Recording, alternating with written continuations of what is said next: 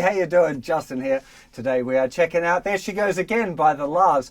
Super awesome song, and it's full of guitar layers, this one. So we got lots of kind of electric guitar parts and acoustic guitar parts kind of all weaved together, which is why I decided to do the little bit of fun with the looper pedal there.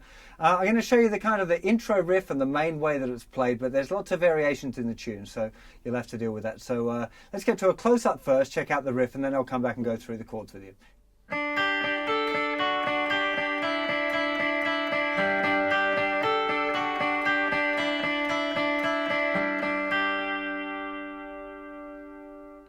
So that's the main riff there. We're putting our second finger down in the 3rd fret of the 2nd string pretty much the whole way through, and we're using our 3rd, 4th and 1st fingers to be able to do this.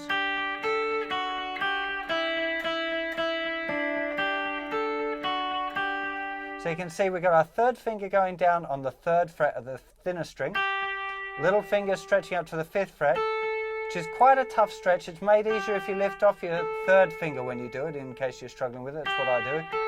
Then 1st finger is going in the 2nd fret, and then we're back down with the 3rd finger. So it's just, that's all we're doing. But then that's the thinner string, and we'd play the thinner string with our down picks. And this note here, the D, which is the note on the 2nd string, comes on the off beats in between. And we actually start with that one, so we're starting with an up pick on the and after 4. So 3, 4, and 1, and 2, and 3, and 4, and 1, and 2, and 3, and 4, and. So the only variation there right at the end is the 4 and of the 2nd bar. Beat 4 is the open G string, and then the and again. I'll do it one more time, even slower. 3, 4, and 1, 2, 3, 4, 1, and 2, and 3, and 4, and.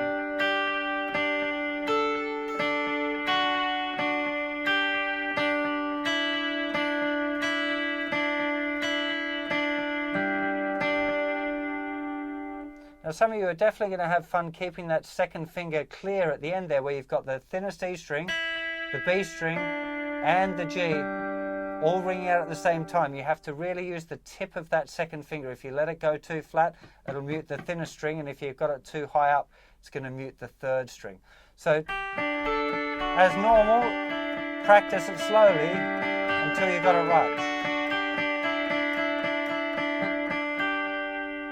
You can hear it's a great sounding riff. Now some of you can ask about the sound, so it's just a clean sound that I'm using. I've got a little bit of reverb, but I do have some delay. You can hear that. Okay, so I can't give you exact settings, partly because I can't see what mine are because it's a digital unit, and partly because every delay is a little different. So you want to just experiment with yours so it's sounding like that. Now there's a little variation at the end of this riff the first time through where the chords change slightly as well. If I just play the riff through a couple of times and then I'll go into the new bit.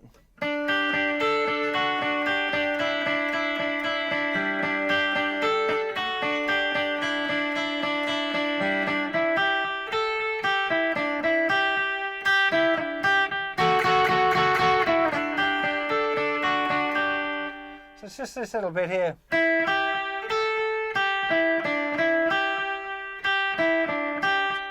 Oh, very simple. We've just got these 3 notes here. We're starting off here on the note E, which is 5th fret of the 2nd string. And we're going to 3rd fret and 5th fret on the thinner string. 1 and 2 and 3 and 4 and. Sorry, there's 4 notes in this riff, not 3. So 1 and 2 and 3 and 4 and is the first bar. 1 and 2 and 3 and 4 and 1 and 2, 3 and 4 and. So that second bar, 1 and, so 5th fret on the 2nd string, 3rd fret on the thinner string, 1 and 2, 3 and 4 and. That's the second bar, 1 and 2, 3 and 4 and. 3rd fret, 5th fret, 3rd fret, and then you just lay that first finger over to get the thinner string. So.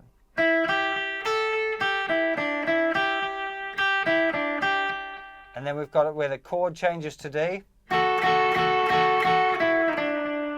Now, you wouldn't normally use that fingering for this kind of riff, but you really need to get back to 2nd finger there. So we're just going from here. 1st finger is in the 5th fret of the thinner string. 3rd finger in the 7th fret of the 2nd string.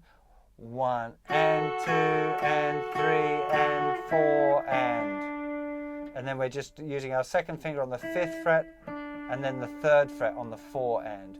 The whole riff. 1 and 2 and 3 and 4 and 1 and 2, 3 and 4 and 1 and 2 and 3 and 4 and 1.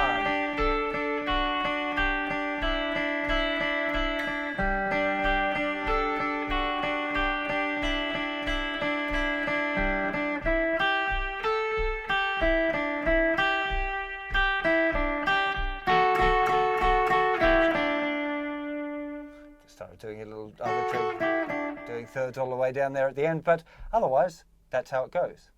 So there you have the main riff of the tune. Now, it's worth noting that there are kind of natural variations, if you like, in the riff where it's just been played all of the way through, either in one take or a couple of comps, but it hasn't been copy and pasted as far as I can hear. So, you know, there's going to be that kind of natural variation, but there are also some proper changes to the riff, particularly that last part, not to this bit, that's pretty consistent, but the next, there's a couple of bits on that where it really does something a little, just repeats it. It's still the same 4-note little kind of riff, so it should be easy for you to figure it out. I'm definitely not going to go and try and show you every riff, every variation of every riff in the tune. That would just be crazy. So the strumming and the chords for this song are relatively simple. There's 6 or 7 chords, one kind of default strumming pattern, but there are quite a few little variations of it that we need to kind of check out as well. So the main chord sequence that you hear while the riff's going on is G, D, C add 9, with a D with an F sharp bass pickup.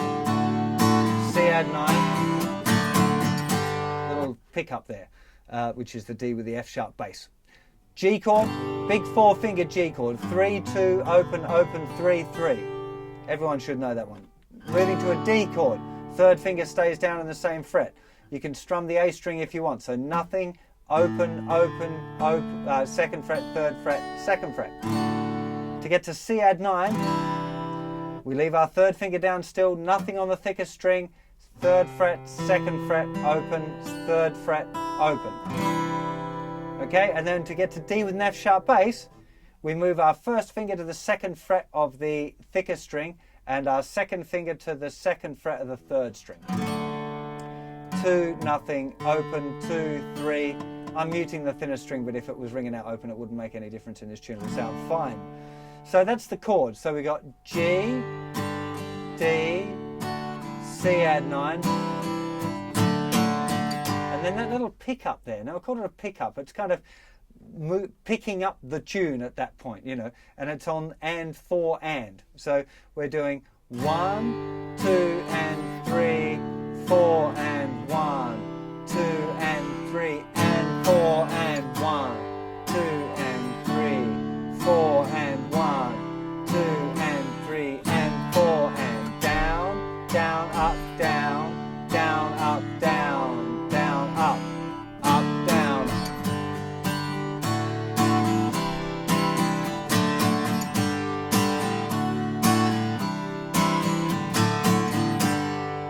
So that's the main sequence. You want to get that sorted out first. Now, there's another kind of chord sequence which is going A minor, G, C, to D.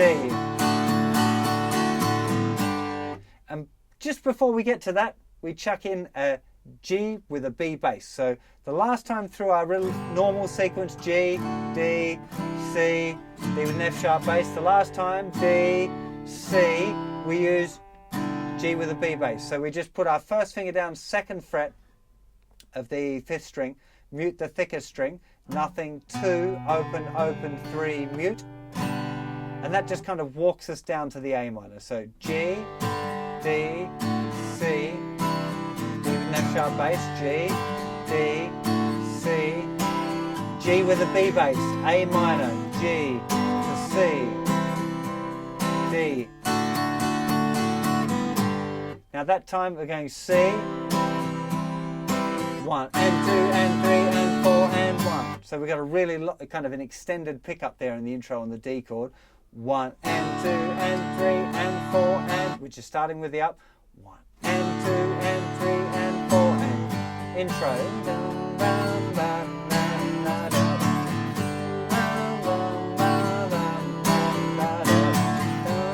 Here's the change. G with a B bass, A minor, G to C, D. First, D goes, G goes D to C at 9, G to D to C at 9, G with a B bass, A minor, G to C, D, A minor, G to C.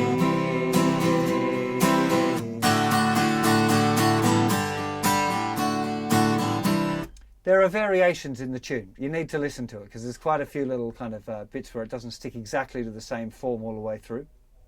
The bridge is also quite interesting. So the bridge is going E minor, she sees, E minor to C, she calls my name, pulls my chain, no one else could hear my pain. But I just can't contain it, it's still in my brain.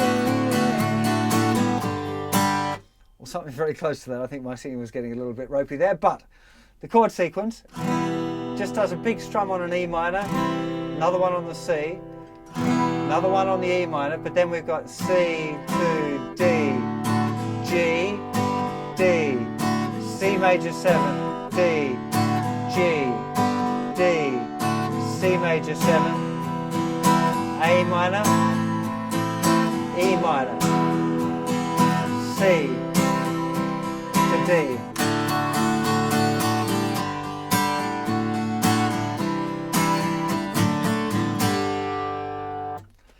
And that's pretty much the tune. I mean, this is a big layers song. I've talked about this a few times now. So it's about building up lots of different guitar parts and kind of stacking them up on each other, either using, a looper pedal if you're playing it by yourself, or a GarageBand, or, Logic or Pro Tools or whatever. But learning to layer up different guitar parts is loads of good fun, and that's kind of what you get into in the studio vibe, So if you want to get into doing that, you might want to explore either loopers or home recording. Hope you have a lot of fun playing this song, and I'll see you for another lesson very soon. Take care of yourselves. Bye-bye.